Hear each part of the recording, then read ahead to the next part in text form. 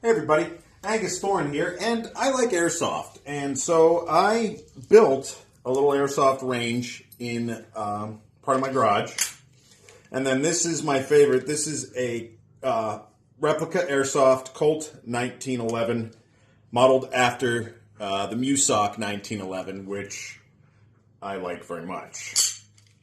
So let's take a look.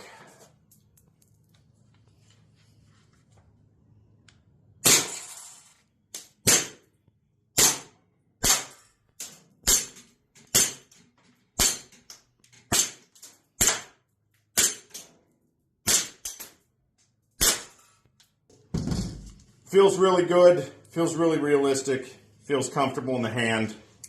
If you don't have an actual 45, this is going to be a good way to work with things. It's just a lot of fun. Check it out. This is Angus Thorne. Have a great day. I'll be at the Funny Stop in Cuyahoga Falls tonight. Hope to see you at the show soon.